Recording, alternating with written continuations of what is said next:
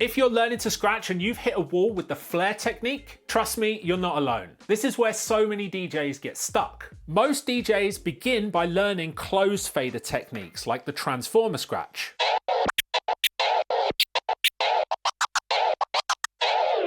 And just when they start feeling confident, that's when you hit the next level of technique, open fader scratches. And this is where the problem starts. Learning the flare scratch means retraining your hand, your brain, and everything that you thought you knew about timing. In this video, I'm going to show you exactly how to break through that barrier so that you can master the flare scratch once and for all. Let's get into it.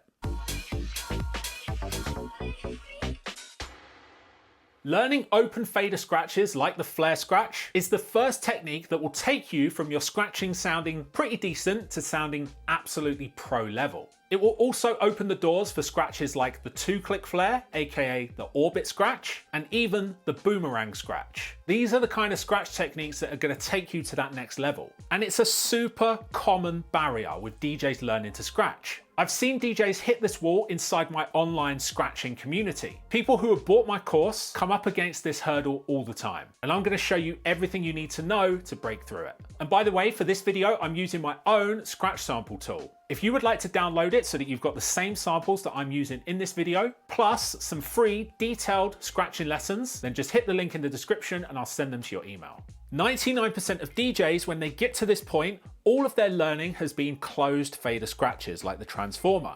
Now the transformer scratch obviously starts with the fader closed like it is here. And to perform the transformer scratch, you rest your thumb against the fader, constantly turning it into the off position. And then you use your index finger and your middle finger to tap the fader on like this. And your thumb constantly pushes the fader closed again. This is a closed fader scratch, and it sounds like this.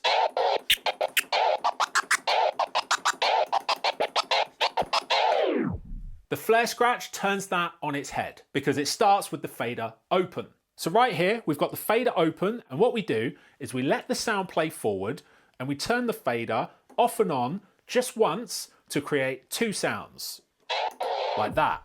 And then we stop the record and we do the same in reverse. So the fader is open, we're going to bring the sound back, we're going to turn the fader off and on just once to create two sounds. Now here's a super useful visual representation of what's happening there. Think of this piece of paper right here as our scratch sample. All we need to do is turn the crossfader off and on once to cut the sound into two, like this. One fader movement creates two sounds. If you were to try and create two sounds using the transformer scratch, that would require two fader movements. But the flare scratch allows us to create two sounds with just one fader movement.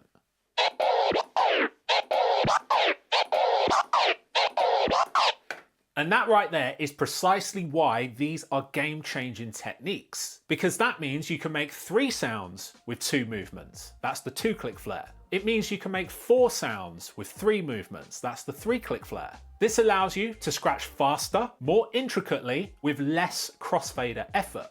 If this is starting to click for you and you want more step-by-step scratch training, then feel free to check out my full course. The link is in the description.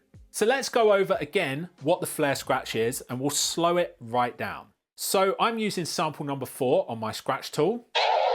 It sounds like that. And I've got the beginning of the sample with the sticker pointing at 12 o'clock. This just gives me a nice visual representation of when the sound begins. So I know when I bring this marker back to 12 o'clock, that is the beginning of the sound. So we start with the fader open. We let the sound play forward and we cut the sound in half by turning the fader off and on again, just once. And then I'm going to put my hand on the jog wheel, bring the sound back and cut it in half again. Like that. Now let's repeat that motion a few times.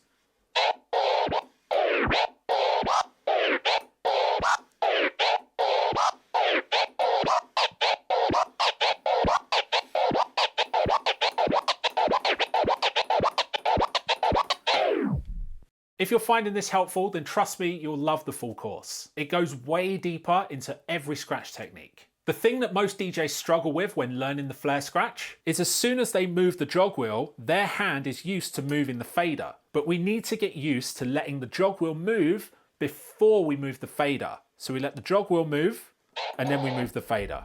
We bring the jog wheel back, and then we move the fader. So we've got to get used to moving the jog wheel before we move the fader.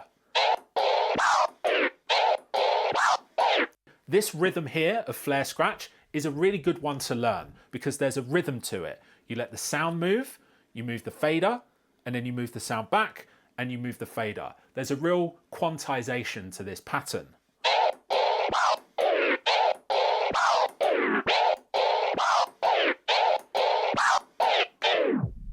That's the rhythm that I recommend you practice the flare scratch with at the beginning.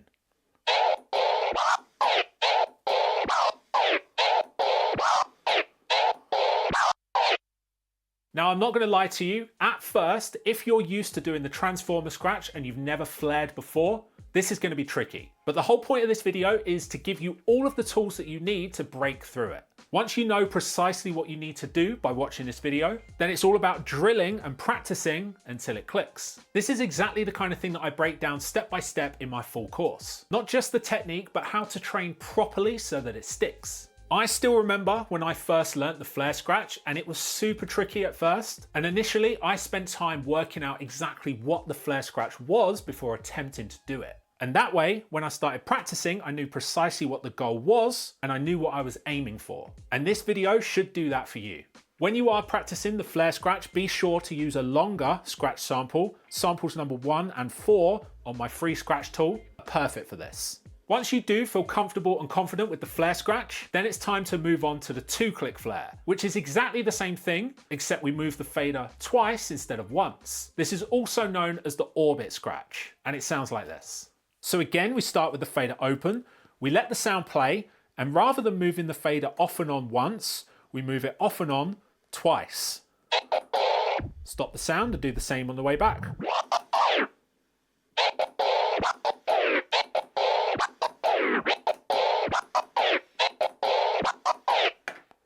Most of the movement for the 2-click flare is actually coming from the wrist.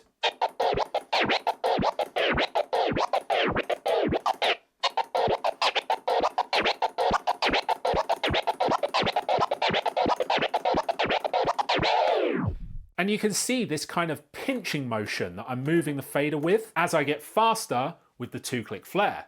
Now, honestly, the 2-click flare is pretty pro level, so don't let that intimidate you before you've nailed the 1-click flare. Learning the 1-click flare properly is vital before you move on to the 2-click, the 3-click, the boomerang, but I did just want to show you what is possible once you break through the 1-click flare barrier. So that was the 2-click flare. You've also got the 3-click flare. So we're making 4 sounds out of 3 fader movements.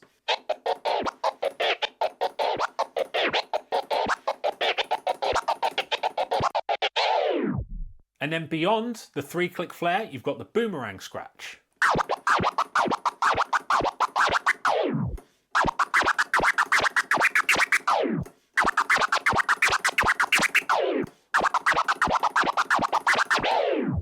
Believe me when I say learning the flare scratch is absolutely worth the time and effort, because it's going to take you from sounding good to sounding absolutely pro level and like you really know what you're doing. And on top of that, all of the flare techniques are my favorite scratches to perform. They're the most fun to pull off and they sound great. So even though at first you might find it super tricky to break through, stick with it. It's worth it. If you're finding this video useful, then you should check out my full Ultimate Scratching course. It's got over 80 lessons and it will teach you everything you'll ever need to know about scratching and beat juggling with full, detailed, step-by-step breakdowns. Plus, you'll also get access to my online community where you can connect with other DJs and also ask me any questions that you might have about your technique. The link is in the description if you want to check it out. Now, if you want to learn some scratch techniques that would be perfect for your club sets, then I recommend you check out this video right here.